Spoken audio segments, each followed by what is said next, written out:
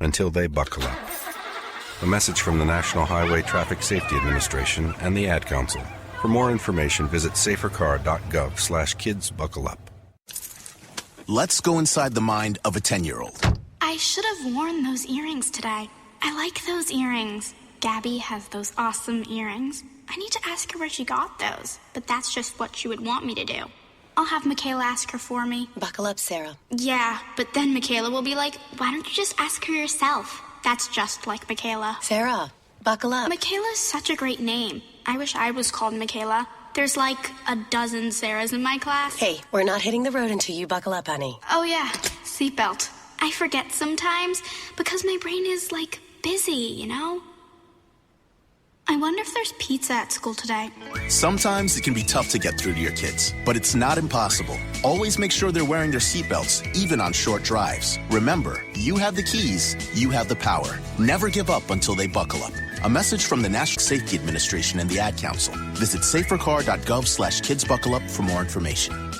Do current market conditions have you nervous? Our experienced team of financial professionals at Heritage Harbor Financial Associates understands that no two investors are alike. We all have different goals, needs, and appetites for risk. That's why the one-size-fits-all approach does not work, especially when planning for retirement. At Heritage Harbor Financial Associates, we analyze your unique investment style so that you can work toward your individual retirement goals on your terms. Heritage Harbor Financial Associates can help you take steps to reach your retirement goals by providing a wide array of financial products to fit your needs, even for the risk adverse. Give us a call at 631-331-6599 to learn more or to set up an appointment with one of our financial professionals. You can also find us on the web at hhfa.org or on Facebook at facebook.com/hhfa.org. Our number again is 631-331-6599. That's 631-331-6599. Investments in stocks, bonds, and mutual funds and variable annuities are not FDIC insured and are subject to fluctuation in value and market risk, including loss of principal. Heritage Harbor Financial Associates offers securities through AXA Advisors LLC, New York, New York. Member FINRA, SIPC. Annuity and insurance products offered through AXA Network LLC. You're listening to the Worldwide Sports Radio Network.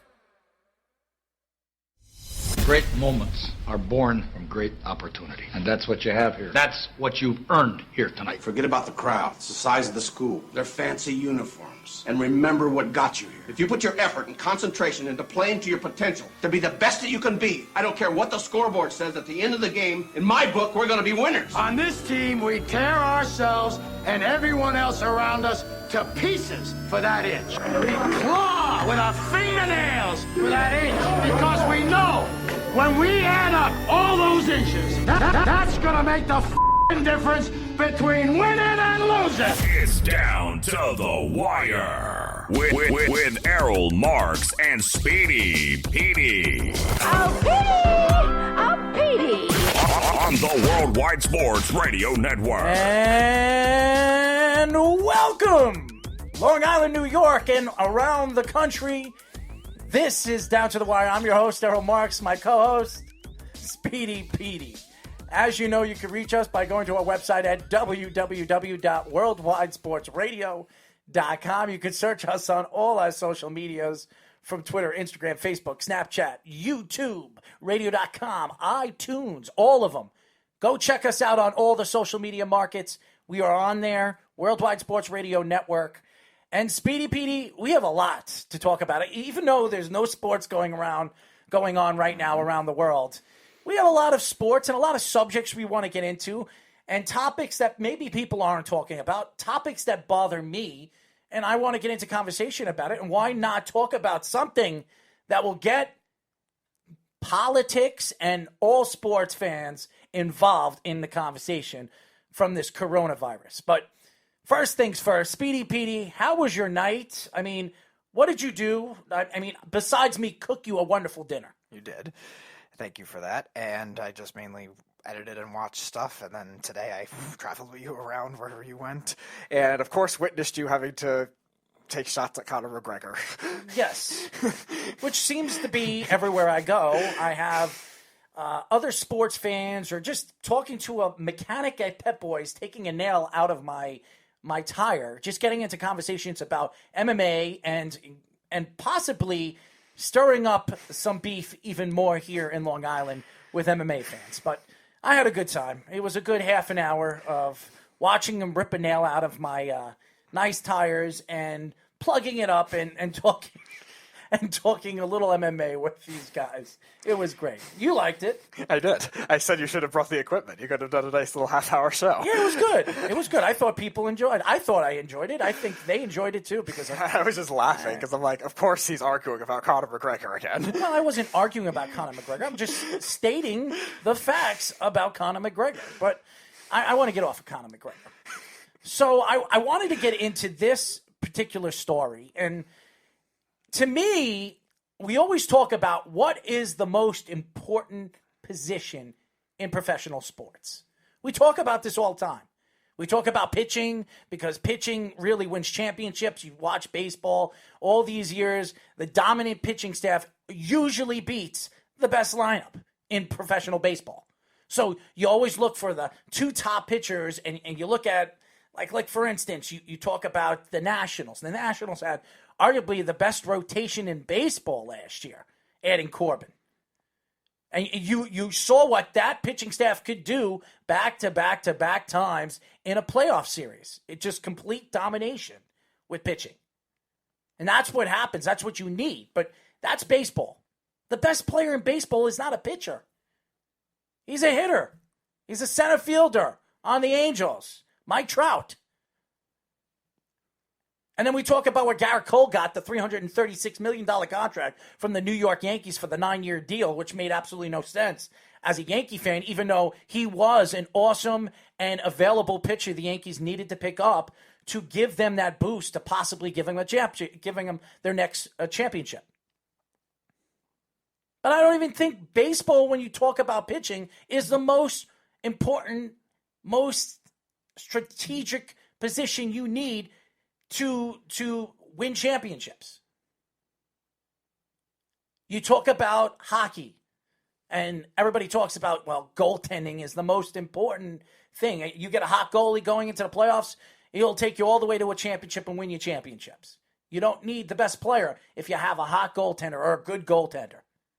And everybody says to have the backbone of a goaltender right behind you, you know that's going to be there, reliable for you for years and years and years. That's the guy you want over the big-time goal scorer or the best defensive player. You want the guy that's going to keep you in games no matter what. Goaltending, hockey. And then you talk about all the other sports, football being the other one. And we don't get into basketball because they can win with anything. You can win with anything. I mean, everybody says the most important position in basketball is the point guard position. It's an important position, but you need good positions in every single position that you have on your team. Just a lot of depth. I think that when you look at it, the best players and most well-rounded players are either shooting guards or small forwards for the most part. Exactly. But football, everybody says the quarterback. To have a star quarterback gives you the best chance of winning a Super Bowl. Now, over the years, you look at the contracts, the crazy contracts these starting quarterbacks are getting now, which is ridiculous. You have quarterbacks who are not even amongst the league's best asking for $40 million right now. Mm-hmm. And he thinks he's going to get it. And maybe if he has another good season, the Cowboys or somebody else will give him that. But who knows? $40 million for a Dak Prescott, I think they're out of their minds. But that's just me. But I'll tell you this right now. Everybody says it's the quarterback, and I don't think it's the quarterback in football. I really don't. You look at free agency, and you watch in football. Now you're seeing the free agency market just completely spiral out of control. You're seeing this guy move over here, that guy move over there. How many times did we see that 6, 7, 8 years ago? We never saw that. We see one or two moves in the offseason, and that's it. Now free agency, this guy gets picked up by this team. This guy gets picked up from that team. It becomes a free-for-all for teams and organizations. Players are becoming fussier. That's what it is. Yeah, they're becoming prima donnas like Odell Beckham.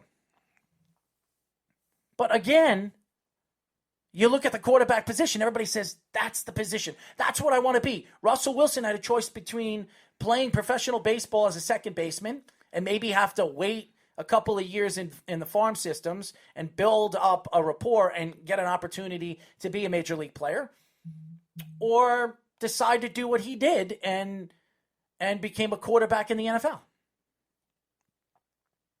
And you talk about Kyler Murray. Everybody talks about how great Kyler Murray was and this and that at baseball. He decided to give up $5 million of a bonus contract he got from who? What team? Oakland. Just to get out of contract to become a starting quarterback in the NFL. Well, they make Why? first-round money. That makes sense. Well, why? Think about it this way. He could have been a bigger superstar. You make more guaranteed money as a professional baseball player. You do, but I'm saying in terms of minor leagues versus the first-round the A's aren't going to pay you anyway, so the A's aren't going to give you a lot of money. No, I'm not even saying that. I'm saying first-round pick money versus minor league contract money, even with the $5 million bonus, is going to be more. So if Kyler Murray figures out that the NFL maybe is too physical for him or he doesn't fit there or whatever, after his rookie contract, he might even shift back and go back into baseball and try to get into it maybe as a late bloomer type. And then no, he won't do that. He won't I do can that. see that. Yeah, I can see that happening. I can't see it happening. Because he is young enough and he's fast enough. But that has nothing to do with the argument of the most important position in professional sports. I mean, I ask you guys, and I know a lot of people will argue the points that it is the quarterback. It is the quarterback. That's what I want to be. That's where I want to run the organization. I want to be the face of the organization. When I will tell you this, in more cases than none in professional football, the quarterback is not the face of the organization. Go look at the teams right now in football and tell me how many quarterbacks are the face of their organization now. And my answer would be not more than 12. Not more than 12. There are only 5 or 6 elite quarterbacks in the NFL. And then to me, they go from elite to great to good to okay. And to bad. And I will tell you this, there is not a bad quarterback in the NFL. There really isn't. I'm not talking about the backup quarterbacks. I'm talking about starting quarterbacks. There are not bad quarterbacks in the NFL that are starting for an NFL team. There really isn't. Or they wouldn't be starters on those teams. Yeah, there's a lot of spots that aren't open right now because there's no there's quarterbacks. Right, there's really probably that you could really oppose to think besides the old ones and maybe a few new ones. Right, there's probably 40 quarterbacks just across the league that are capable starters, whether they're good starters or not. At least they're capable starting quarterbacks. There's, again, young players with upside. There's obviously the star starting quarterbacks. So that immense to so much, where previously we were seeing teams have to experiment with quarterbacks and have a lot of bad starting quarterbacks around the league. And to me, when you look at the quarterback position, it is an important position. But now when you look at football, teams are starting to say, you know what? If I build around an offensive line, a good offensive line with one big-time superstar that nobody even talks about, and he's every year an all-pro player, a Pro Bowl player, and I could build around that one player, I can win championships doing it that way with a good quarterback. Problem is with that is offensive line is also a team unit, though, so one player doesn't necessarily save everybody else. But one guy can help build a line through that guy. Right. I'm just saying you can't have 4 awful ones out after that either. You still need to have some level of decent ones beyond that. And that's why when you watch Phillip Rivers this year, and I'm going to tell you this and take this to the bank, with that offensive line, Phillip Rivers is going to have a great season with the Indianapolis Colts. I'm telling you guys this right now, and I will go straight out there to say this. If that offensive line is as dominant as it's been in the last couple of years, and it has been, and I'm not talking about Brissett, because Brissett was not a starting quarterback in the NFL. He's not. Phillip Rivers is a starting quarterback. Now, is it the same Phillip Rivers we remember 7-8 years ago? It isn't. It's the same one in close games. But he's a great quarterback that will have weapons to throw to. T.Y. Hilton, he hasn't had a speedy wide receiver like that. Now, he's had good wide receivers, but a guy like T.Y. Hilton, who's one of the best route runners in football. Mm-hmm. And to me, but he is a route runner. Mm-hmm. This guy can run every single route and be as dominant, and everybody knows the ball's going to him, and you still can't stop him. So having a player of that magnitude, he hasn't had a player like that since Tomlinson. The explosion of what he could do in the backfield. And Melvin Gordon he's a great running back, but he's not LaDainian Tomlinson. No. LaDainian Tomlinson did everything. Wide receiver was a wide receiver. You can do everything with the LaDainian Tomlinson. He was so explosive. He hasn't had a player like this. And now T.Y. Hilton, he's in the prime of his career. This could absolutely help the Colts this year with that Reich offense. And he knows Reich's offense. I think he could be unbelievable this year. Indianapolis could be one of the teams to watch this year, especially with their schedule. Mm-hmm. It'll just be a matter of if he can win close games. Is that a Chargers problem, or is it a him problem, or is it both? We don't know, because that'll ultimately be the difference in what is still a pretty good division, and a division where the head-to-head matchups will matter if they want to win that division over the Titans or the Texans. Well, I'm not even talking about that, and I'm not getting into next year or when the football season starts. I'm not even getting into that. What I'm trying to say is the quarterback position is an important position, but there are 20 or 30 other positions on a team that you're going to have to look at now from organizations and say, well, maybe that's the most important position. So the two positions that I feel are the most important positions in professional sports is one, pitching, and two, goaltending. Okay, goaltending was my number one. And I'll tell you, I'm not taking away from how important a quarterback is, but we've seen plenty of years where a quarterback, not a superstar quarterback, wins Super Bowls. Peyton Manning, when he won his last Super Bowl, he wasn't a superstar quarterback. He wasn't even a great quarterback at that time. He was getting outperformed by Brock Osweiler that year. So just think about it that way. And he won a Super Bowl because of a great defense. Mm-hmm. And what the defense did in the playoffs was absolutely amazing. And Von Miller was a tomahawk torpedo. That's what he was. So, it isn't the quarterback anymore, because you need to fill in specific positional players if you expect to win. Now, everybody thinks, because Tom Brady's going to the Bucs, they're going to win a Super Bowl. Now, I'll just let you guys know something. Tom Brady is a great quarterback. He'll always be looked at as one of the greatest quarterbacks to ever play the game. He's going to an offense he's never played under. He's also going to an offense that he has not played under in his career. He's played in a different style of offense, a different game style and the way they make the calls. And he's not calling the plays. Bruce Arians is calling the plays. And you know Bruce. Bruce is not going to tolerate Tom Brady standing at the line of scrimmage and screaming at him like he did to Bill Belichick all those years. Because Bruce Arians doesn't take crap like that. I trust Bruce Arians more than I trust Josh McDaniels. So he's not going to sit there and say, okay, Tommy. Okay, Tommy.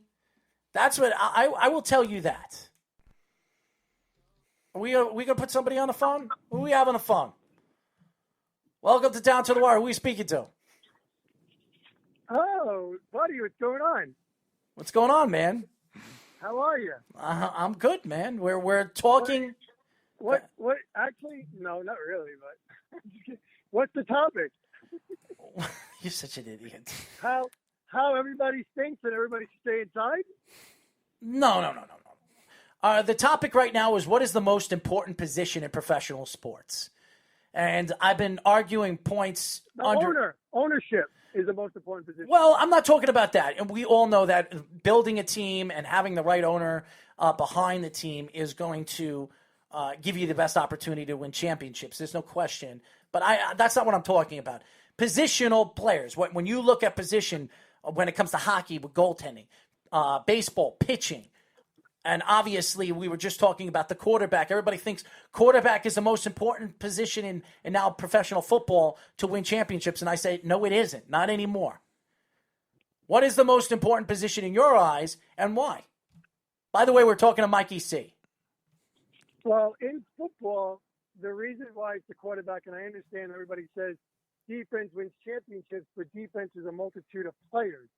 So the reason for the quarterback is because you're kind of in charge of your team to make sure you try to go down there and score. So the quarterback will still stay the most important position in football because of that reasoning, because defense is all about the team. Quarterback is understanding the audibles and changing signals on the fly, in a sense. So that's the reasoning for that factor. So you're saying, you can't separate a defense as being the most important part because the defense is a team-oriented aspect. You can change it by looking at a defensive player, how he can change a game more quicker and more important than a quarterback can. A quarterback, no.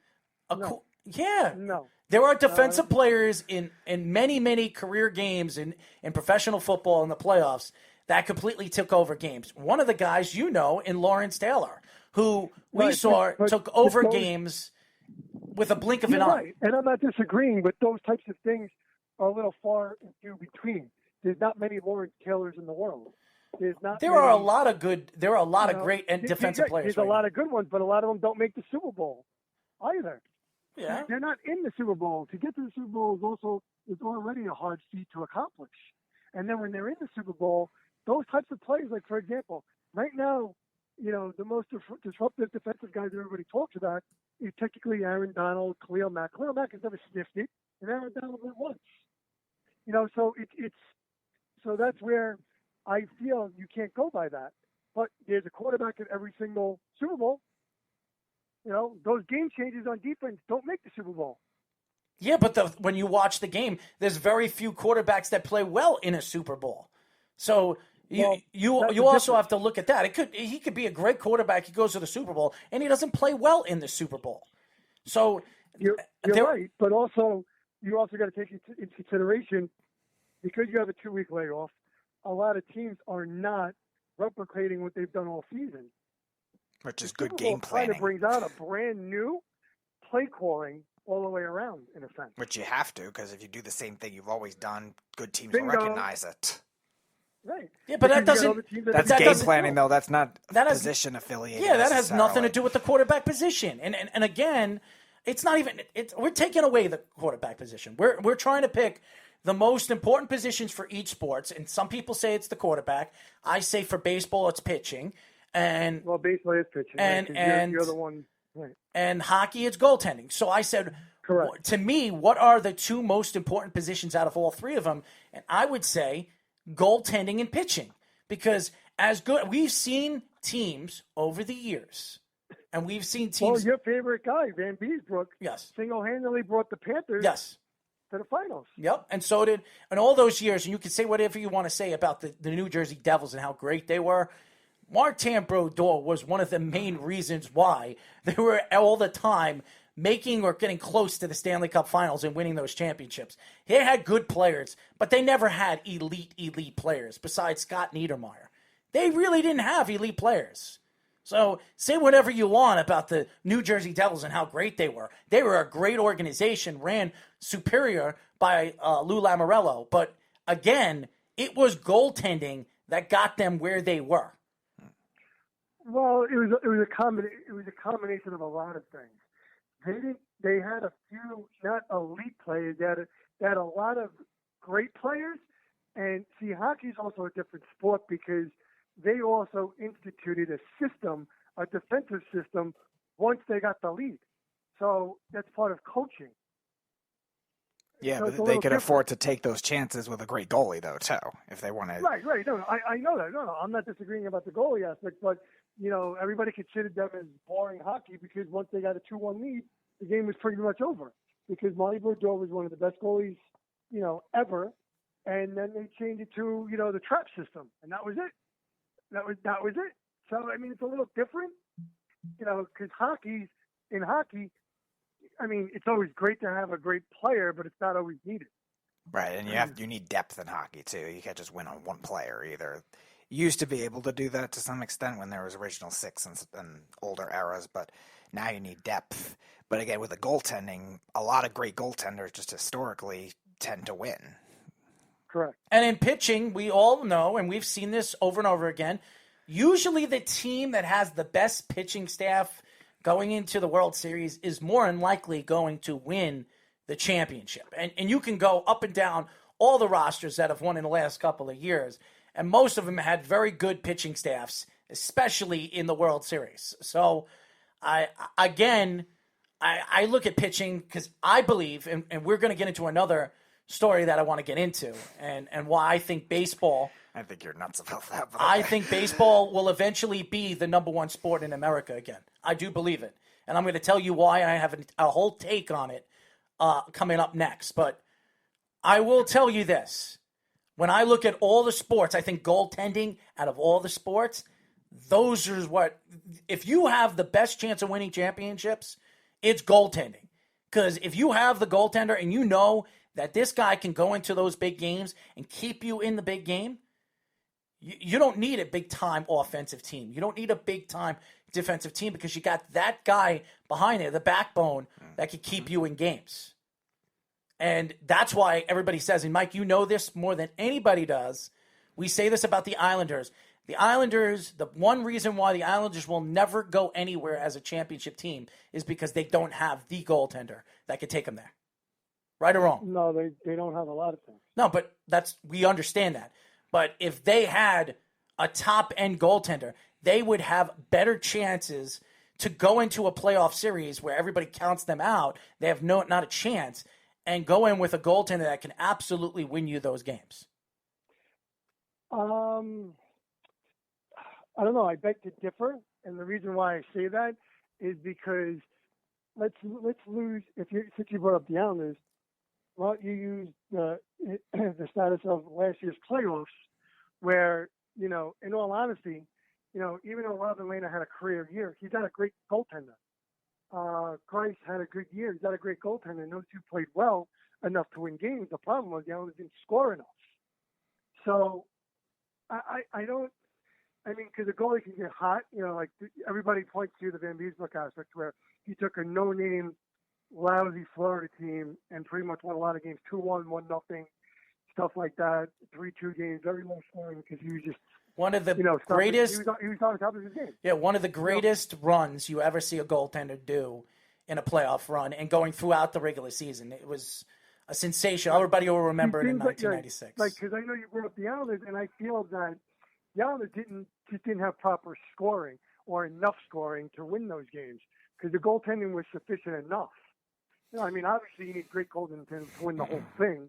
Because I'm not going to lie, Carolina had Peter Mrazek. He wasn't good.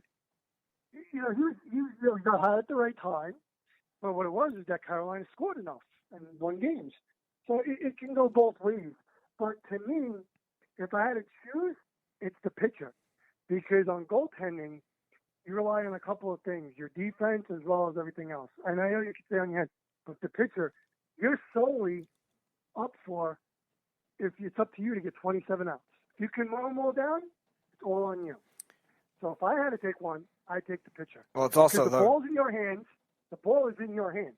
When you're a goalie, the puck is not in your hands. Yeah, the puck is in your hands. So that makes it harder and more important if you don't know what you're doing. Yeah, but you're a wall. And if you're a wall, and there are a lot of goaltenders over the years, I could call them walls. You'd be lucky to put the puck behind them. Dominik Hasek being one of them.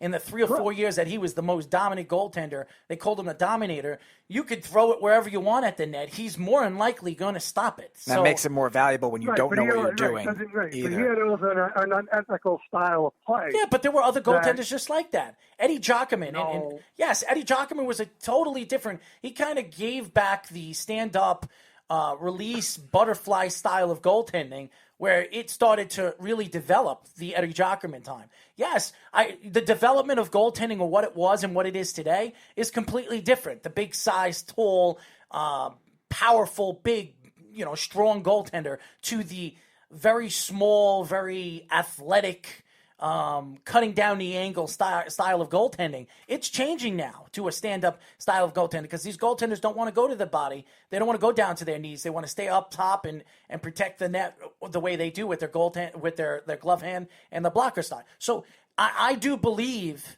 that the goaltending position is the most important because I think the understanding of knowing that you're going into the game and you got to try to put the puck behind that guy And a pitcher, you'll figure it out. If he doesn't have his game, you're going to figure him out.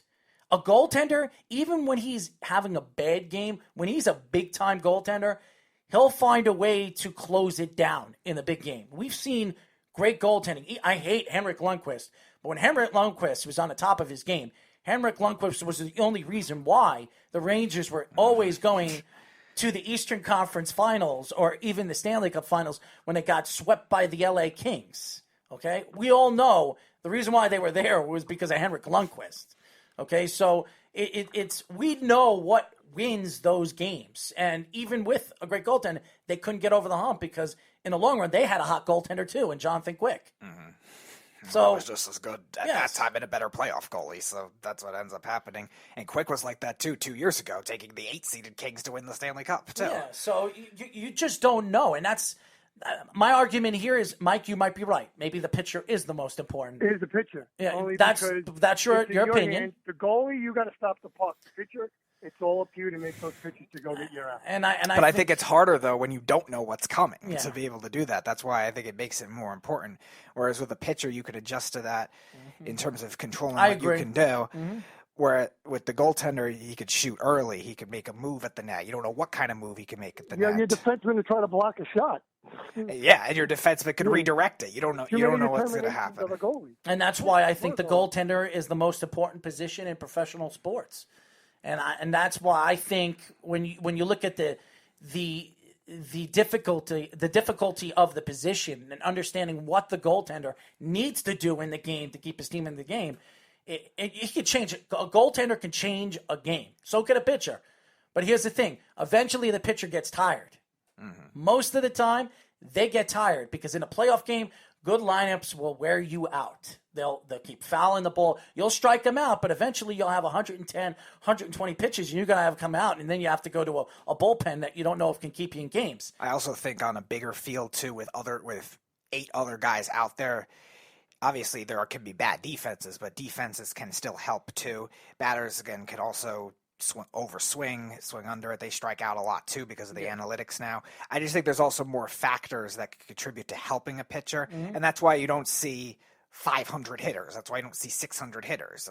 The best hitters hit 330. That's still getting out 6.5 times out of 10. So again, you're judging that. Whereas again, hockey's shot percentage I know is lower for stars, and hockey still generally benefits the defense more, but statistically baseball has always benefited the pitcher to some extent because of that extra help as well, even for average pitchers and even slightly below average pitchers. Well, thank you for that sincere lecture of intelligence, Speedy Petey.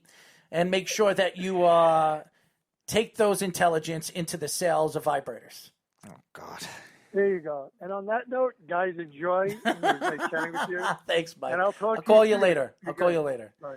Mikey C, ladies and gentlemen, as you guys know, my old partner calling up, arguing points of why we think certain positions should be considered the most reliable and most important position in professional sports. When we come back, I have another story I want to get into. A story I think you're nuts on this. that I believe that Major League Baseball will eventually be on top of the world again in United States professional sports. And I'll tell you why here when we come back on Down to the Wire. 631-965-4990 is the number. We'll be back after this. It's the Worldwide Sports Radio Network.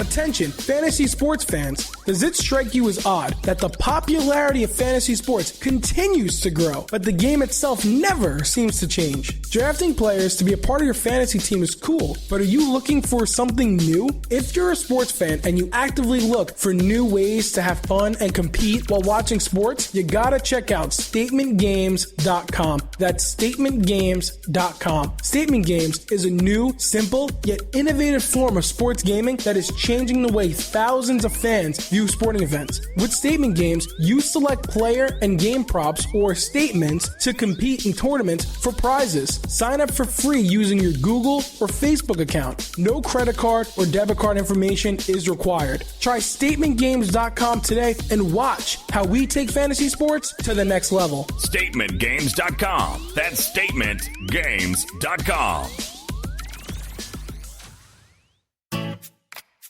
Hi, this is Terry Crews, actor, former football player, game show host, father of 5, and all-around big dude. I'm also an expert on drama. I know all kinds of drama.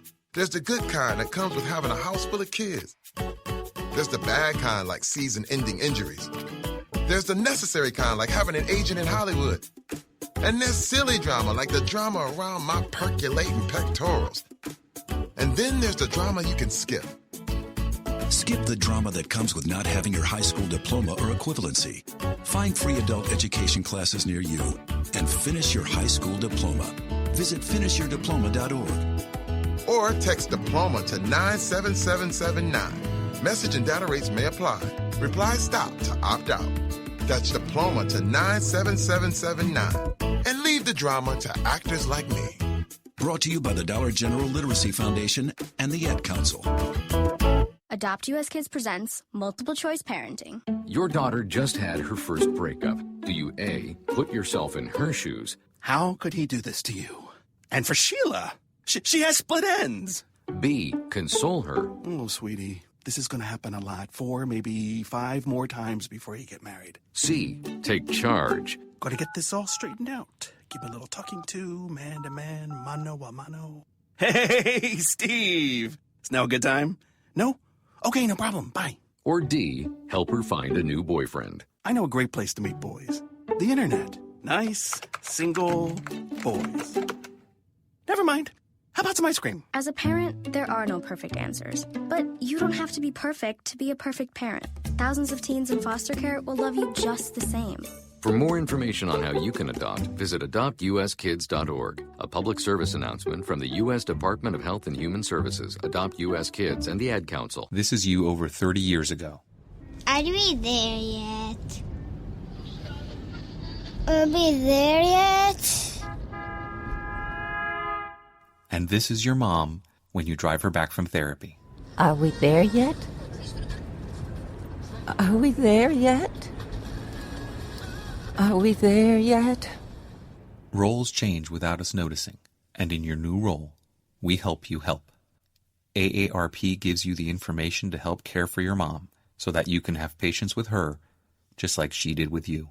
Visit aarp.org/caregiving or call 1-877-333-5885 to get practical health and wellness tips to provide even better care for your loved one.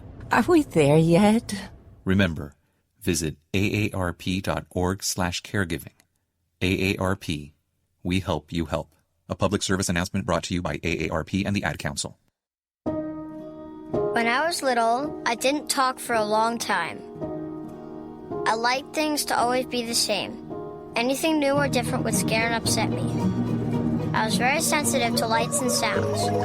It was almost like I had bigger eyes and ears than everyone else. So I built secret hiding places where nothing could get in. I didn't like looking people in the eye. It made me feel uncomfortable. I'd throw big tantrums over little things like when my socks didn't match. Sometimes I'd do the same things over and over. Until one day, I found out I had autism. My family got me help. Slowly, I learned how to live with it better. You can see signs of autism in children as young as 18 months. Early intervention can make a lifetime of difference. Learn the signs at autismspeaks.org/signs. Brought to you by Autism Speaks and the Ad Council. It's the Worldwide Sports Radio Network.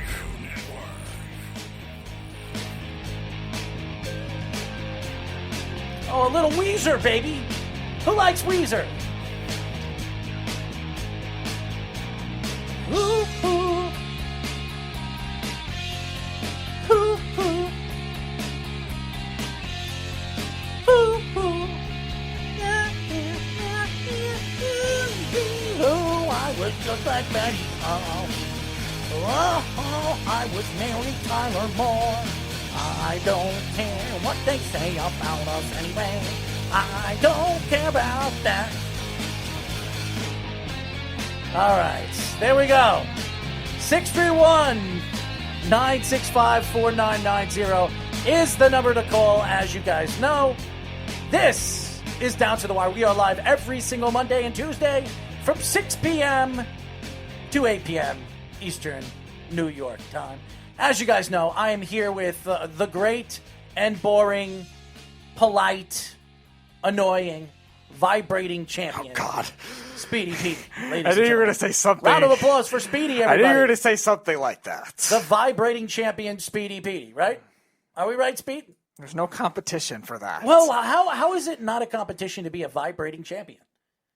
Why would that be a competition? You want to sell vibrators. Did you not tell me that?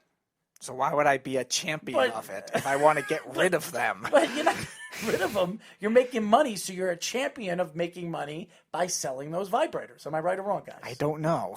What? But you just told me that you wanted to sell. That doesn't mean I know how well everyone else has done. It's not a market. It is a market for vibrators. What do you mean? There's a huge I don't have the numbers then. Well, the numbers are high, and the percentages. You have a better chance of getting a vibrator than hitting 300 in baseball. Did you know that? That's a scary thought. That's not a scary thought. That's the truth. I'm serious. So, to me, when you think about Speedy Petey, and I know a lot of people fall off about what we talk about, we do like to go off topic sometimes, but Speedy told me the other day that he would like to go out there and sell vibrators. And I said that I could oblige him. We just need a contact salesperson to give us a little bit of an introduction to give Speedy the opportunity to do such a thing. Anyways. So how to bore me in 3 hours. Okay, sounds good. Well, I want to get into MLB conversation, and this topic has really given me a reason to talk about on this radio show. And I believe that baseball, yes, professional baseball, will eventually be number one here in the United States again. America's pastime. Everybody said in the 90s completely fell off because of the strike, because of everything that happened in the 90s, which I blame a lot on Bud Selig, but that's just me, because Bud is an idiot and he's a moron.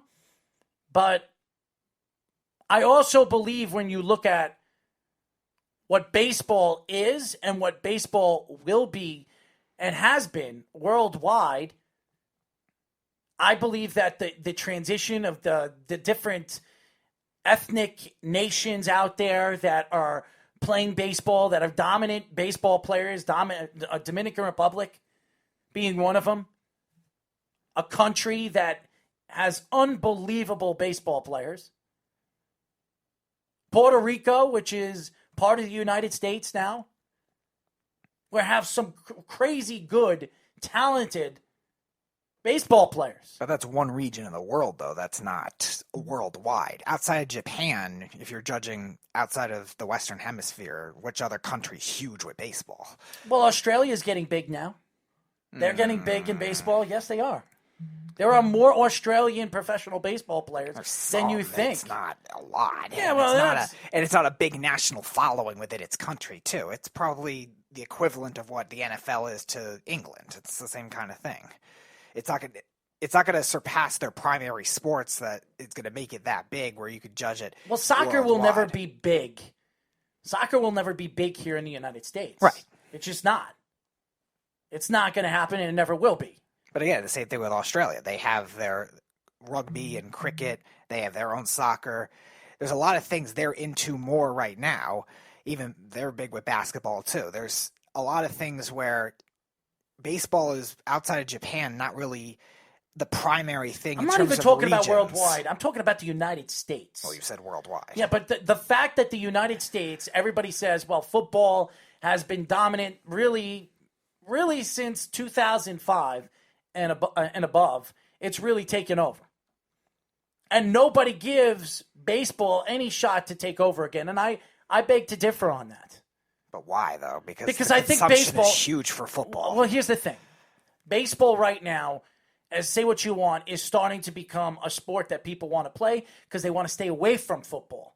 Because of the CTE injuries, the injuries that we've been talking about year in and year out, and some of these players, these parents, are going to push them and stir them away from professional football. Right, and but what away does that have from to do football. with watching football and consuming football? But that's why I'm saying baseball will take over eventually, because some of these parents are going to push them to go and play professional baseball because you have a better longevity and a better chance to be a successful athlete than going and playing professional football. That's not what I'm saying, though. I'm not saying that that's not true, because the NFL average lifespan, I think, is 3.5 years or something like that, whereas baseball is probably closer to 7 or 8. You're judging two things that I don't think mesh. Playing baseball as a young kid versus playing football as a young kid, I think don't have to really do with whether you like a sport or not. You say it all the time. You played hockey, but your favorite sport to watch is the NBA. Mm-hmm. So why can't a baseball player enjoy watching football more than enjoying watching baseball? I don't think it really correlates. I think it correlates a lot. I think most professional baseball players are big, huge baseball fans. They watch baseball religiously. They might be football fans, just like there are football players that are more big into basketball than they are into football. Mm-hmm. So you're absolutely right. But my thought in professional sports and where the United States has transitioned from baseball to really football, I think can absolutely transition again back into baseball because of the different styles of game. And now you look at the best players in professional sports. I believe Mike Trout is the best athlete in professional sports in every one of those sports. But again, it's going to be harder for them to consume Mike Trout just as a sales tactic. Right. Well, you're not going to be able to sell him. Absolutely right. But that's because he's not LeBron James. He's not going to go on producer or dance around on TV the way he does on these stupid television shows. No, he doesn't do that. Right, and makes it harder just with region, just with the way the sport is. They're trying to grow into having it be more star-oriented. The problem is it's just a game where that isn't the case. You still need team baseball, good managing, obviously stats, anything like that, to win in baseball, where, again, you could win with stars in the NBA. So the NBA, it's about the stars, and you see them all year. You see them featured in these primetime games, stuff like that. And they, just with the way highlights are too, and consumption of social media, football and basketball seem to be very marketable in terms of those highlights too, those flashy players, and then also for football, especially fantasy sports consume into that too. Draft that has season, nothing to do with my argument looking at professional but that baseball all goes transition. into popularity. No, though. it doesn't. Yes, it does. It goes into the popularity world of the way the transition of what their parents are going to push their kids to do more as they get older. But that doesn't factor into the entire judgment of popularity. Yeah, though. but judgment. It's all around consumption. Well, of the sport. consumption of the sport, of the way the sport is and the way it is developed, and how there's 162, 150 games if they want to switch it to. There's still more games, more years. More year to watch it, and more connection with the players than you do in professional football, because there's only 16, now 17 weeks of professional football. Right, which makes every game matter more. That has nothing to do with the you're going to watch something that matters more. The growth of a sport to the other sport. You're going to watch something that matters more, though, too. I'm sorry.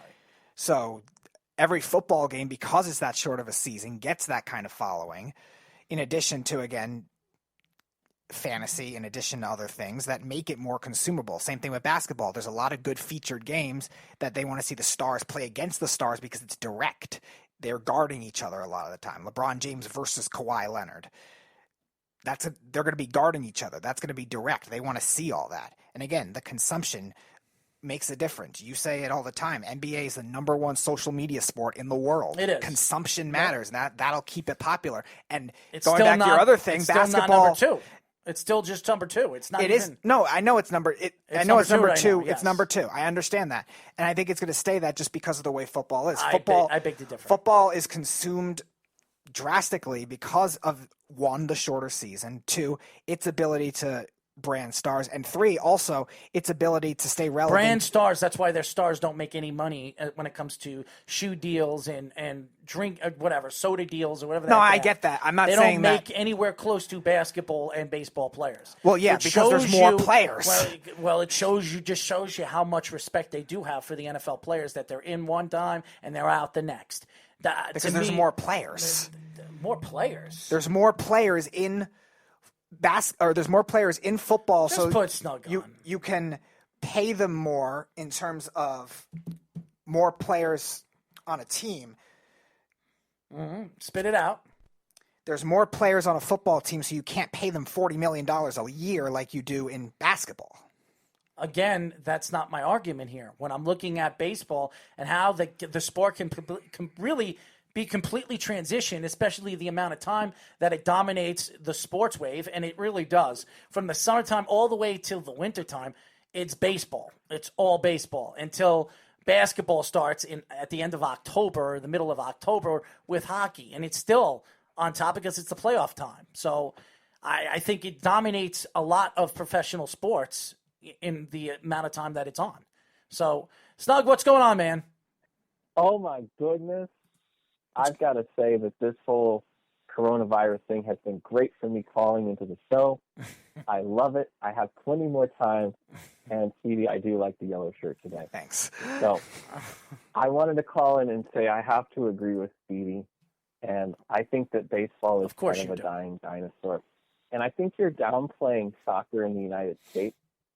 There was a Forbes article that came out last year, and I'd be happy to forward it to you if you'd like. You could do that. What's that? You could do that. It's still not going to change. It's still not going to change my thoughts of what soccer is right now here in the United States. And is it American soccer, or is it soccer fans rooting for international teams? It's American interest in soccer. So basically, the popularity of the league increased by 27% between 2013 and 2018. And they were talking about the most valuable team in the league is worth over $330 million now. Yeah, I think it's either Barcelona or Real Madrid. I'm not sure. No, I'm talking about MLS. Oh, you're talking MLS. Okay. American soccer. They meant in the whole world. Okay. Oh, yeah. Real Madrid and those guys are worth billions. They're like the Cowboys. Right. Mm-hmm. And so I think what you're seeing is, you're right, there's going to be a shift away from football because people, it's perceived as dangerous. It is for some folks, maybe not as much for others. But I think you're going to see that drive towards soccer. They were talking about in the article, the Atlanta franchise has had an average attendance of 51,000 for like the last 5 or 6 years. Something crazy like that. I think they're their second most popular team after the Falcons in terms of attendance. Yeah, so I mean they're beating the Braves, and the Braves are pretty well established, and they've been a decent team the last few years, and they're getting better. But the Braves are going to be a good team this year. They're going to be really good. The Braves are a playoff team this year all day long. They're a championship team this year. They're a championship team this year. The Braves are going to be really good this year. Really good. And, a Braves Red Sox World Series would be super entertaining. Yeah, Red Sox won't go there. No, that's not happening. That's not happening. That's a dream. Unless they cheat again, they could do that. That could happen. If you're not cheating, you're not trying. Oh, that's the Boston way. If you're not cheating, you're not trying. All right, let's go investigate the Celtics now. We'll see what they're doing. That's the Boston way. That's the Boston way. Let's cheat. And the New York way is to sit back and just go, oh, they're cheating, but we're not going to change. Everyone else is doing it. Listen, we don't have to cheat. We'll sit back and eventually we'll win. That's what usually happens. The Giants beat a team that got caught for Spygate. Well, really got caught twice. Kyrie did something magical. Yeah. Good for him. So at least he'll always be able to get a free dinner in New York. He's going to need it at some point because I don't remember that career lasting too much. No, he only played one more year after that. He was actually a Pro Bowl special teams player, but he only played 1 year after that.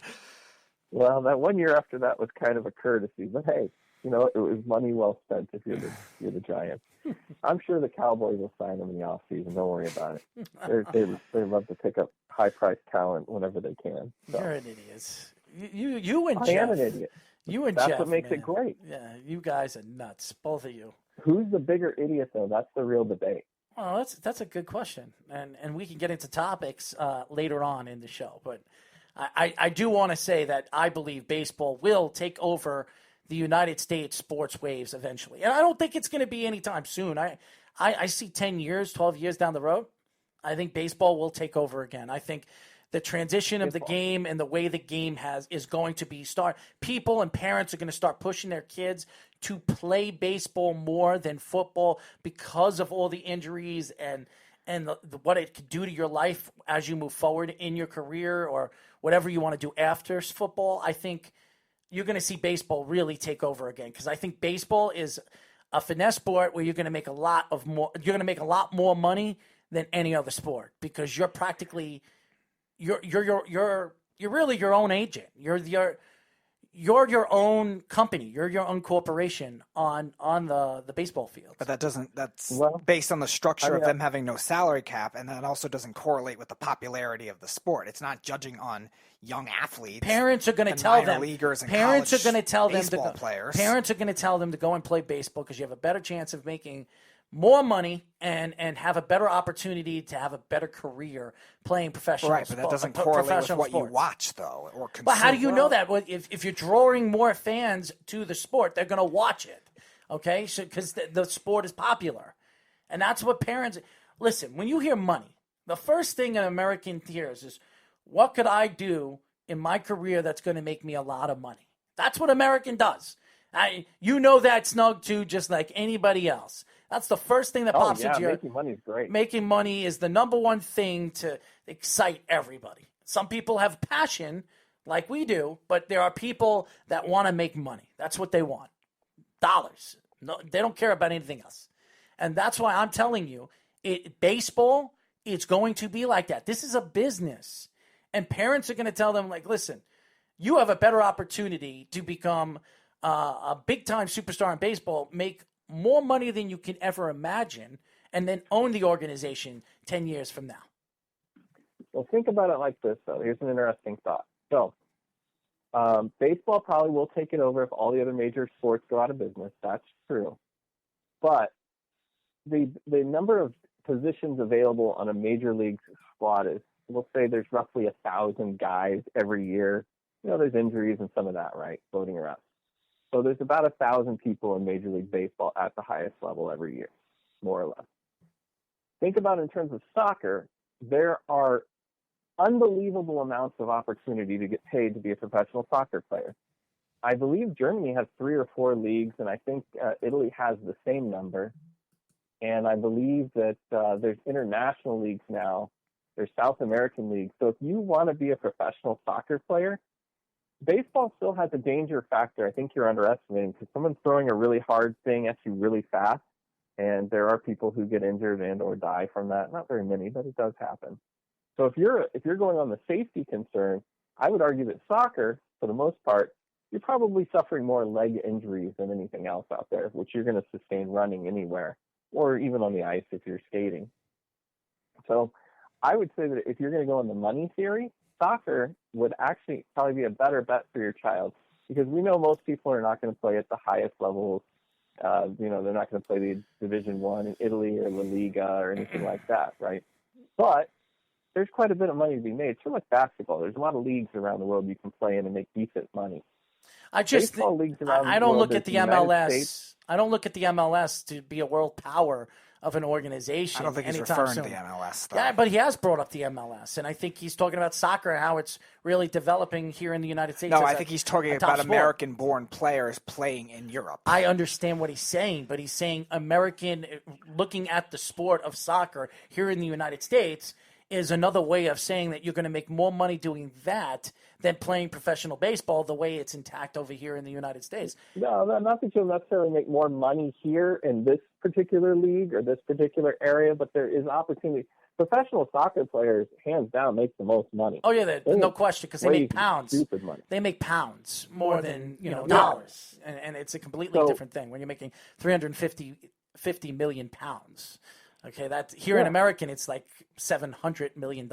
So it's a lot more money. So, of course, yes. So what I'm saying is that the opportunity just to be a professional player, to be compensated for your skill, is much higher in soccer, just because the total number of leagues and the total number of decent leagues that are respectable that have, it's not unreasonable to make a couple $100,000 in some of these leagues, which is outstanding money to be a professional player.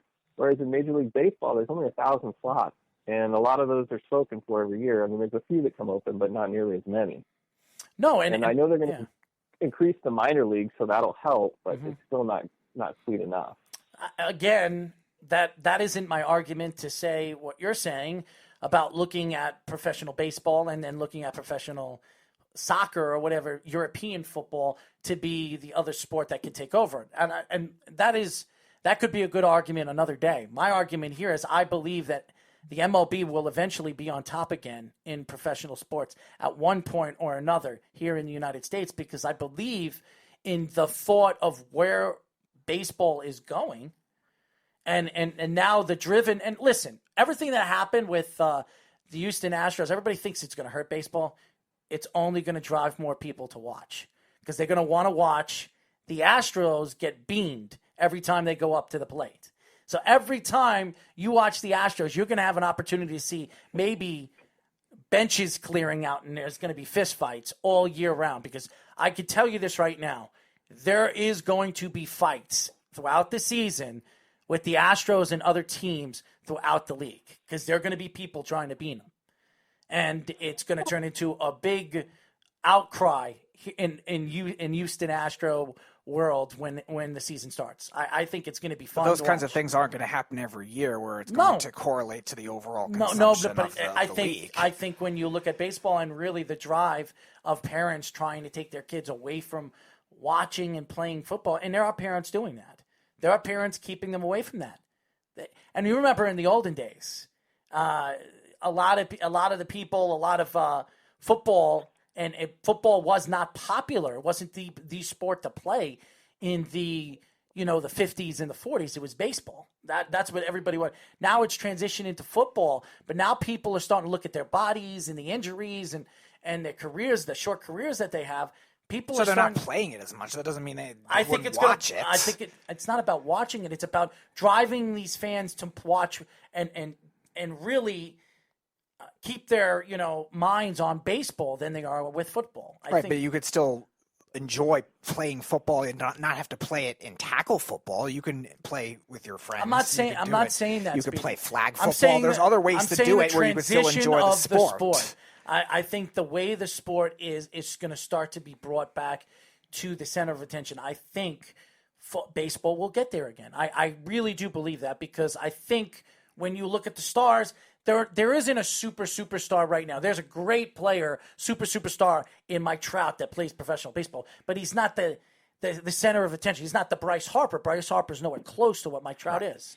If you had that guy like an Alex Rodriguez, where he was on top of the world and he said crazy things, baseball was on top of the world when Alex Rodriguez was the biggest superstar in professional sports, because of guys like that, a guy that can take over the sport on the crazy crap that he says and then go on the field and be as dominant as he is.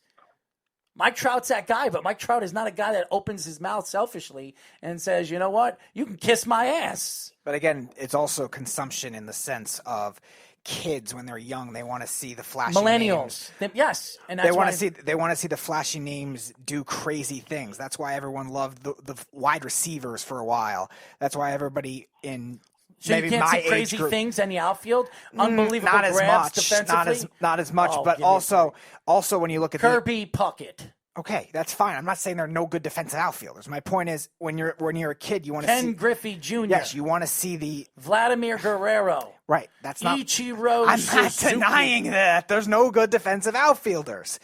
When you look at the kids watching these kids make crazy catches, one-handed grabs, they watch all these videos. NBA, they watch these guys do crazy dunks. Like, they like all that stuff. And what about doing crazy catches, going out for crazy dives, going out to hit There's not as much of that in terms of the consumption, though. Well, your consumption is a beard, a little shave, and using those vibrators for your own special needs. I want to see somebody do a cartwheel and then make a catch in the outfield, and I think the millennials will track with that.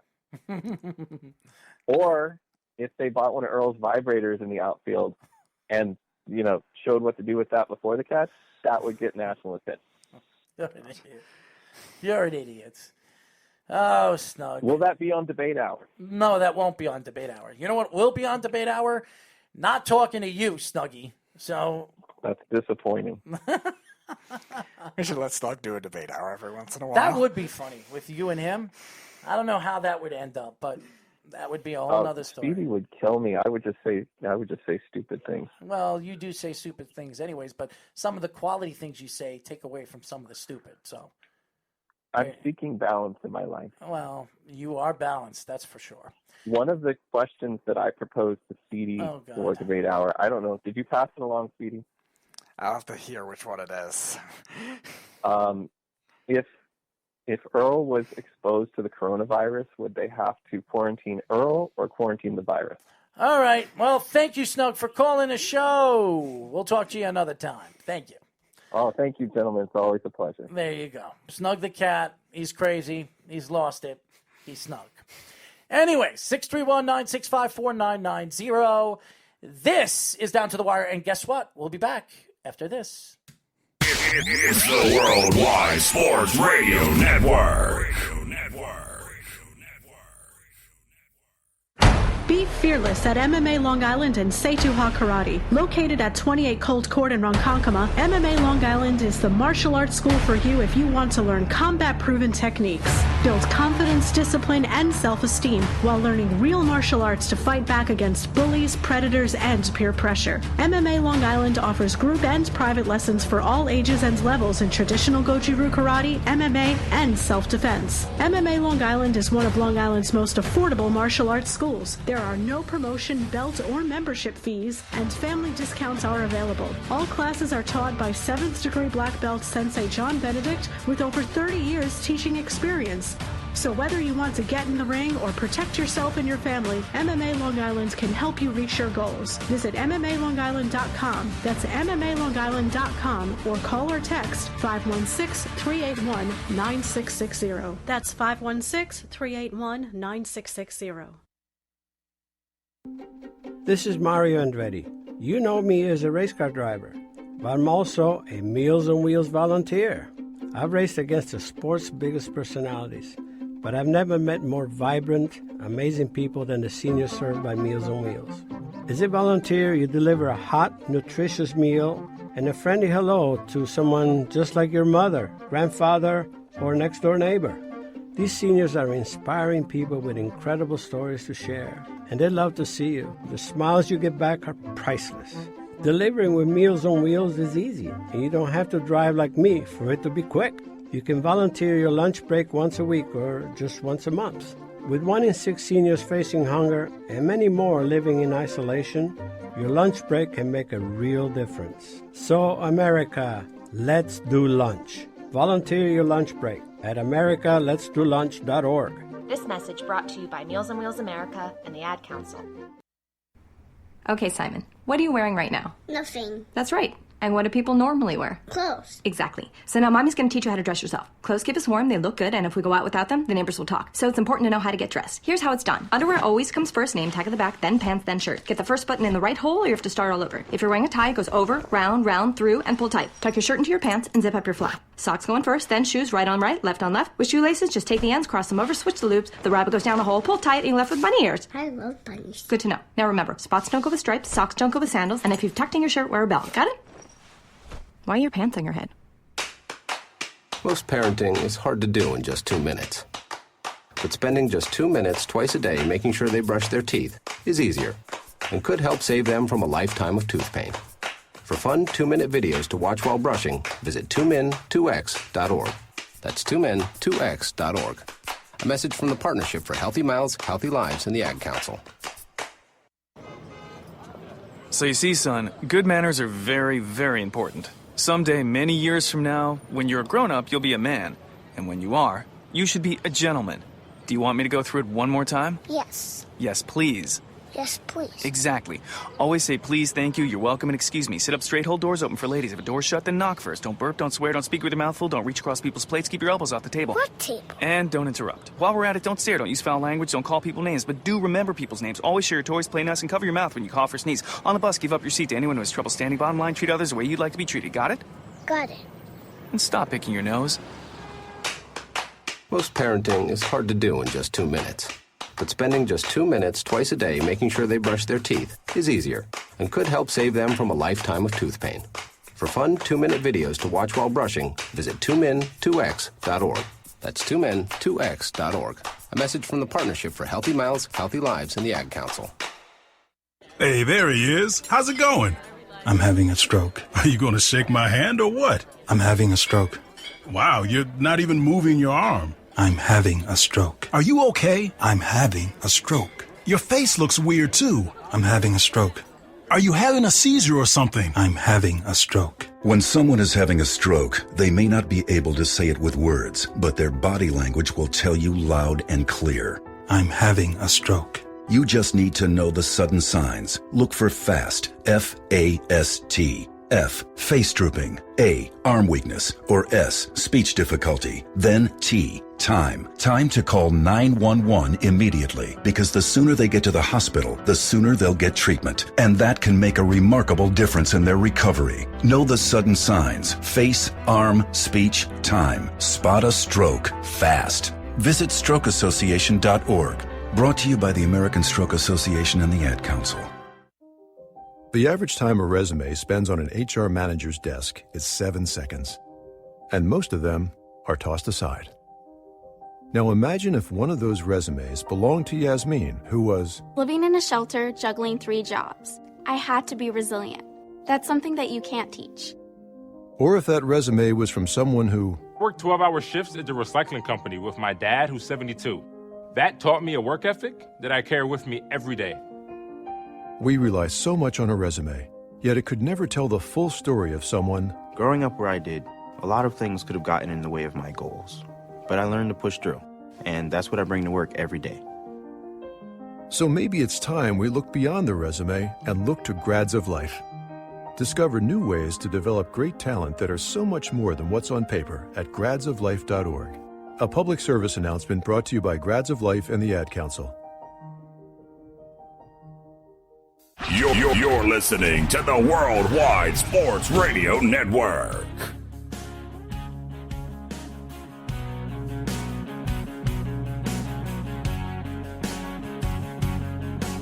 You need me too.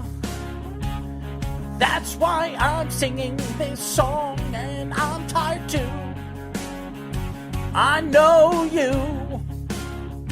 You know me. That's why I change this song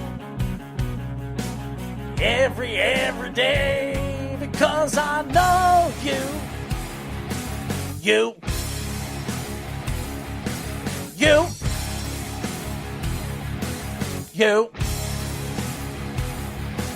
That's right. Here we go.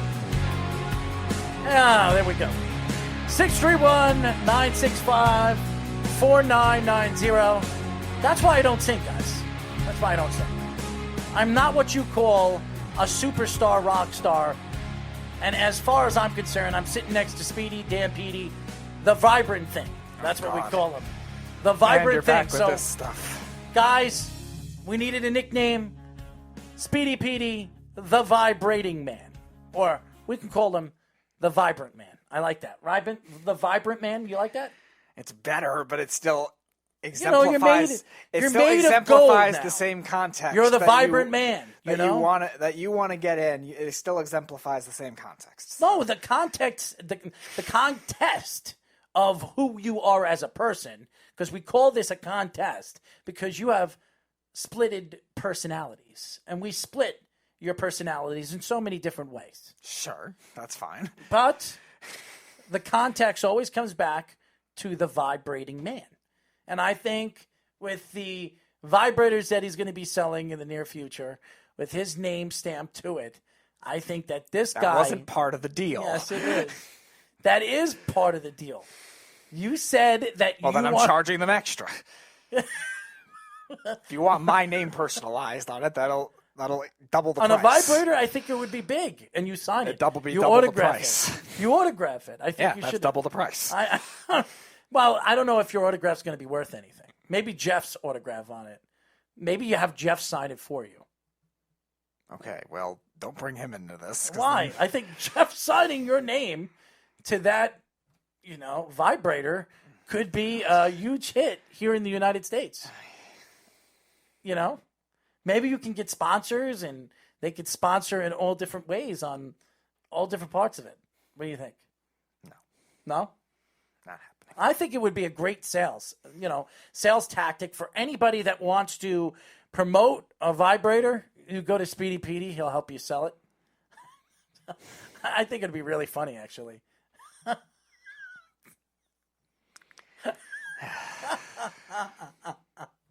Oh my God. I'm losing myself right now. You're having way too much fun. I'm having a lot of fun today. I am. I'm in a happy kind of way today. I am just in one of those moods. So anyways, I do want to get into this Cam Newton situation. And I've said it, and I'm going to say it over and over again. Cam Newton, everybody keeps talking about Tom Brady being the biggest and the best quarterback that was available in free agency. Take that off the hook, because if Cam Newton is at 100% or even 99 or 98%, I would take a great 98% Cam Newton over Tom Brady right now. I would. And I'm going to tell you why. He's in the prime of his career. He can dominate games.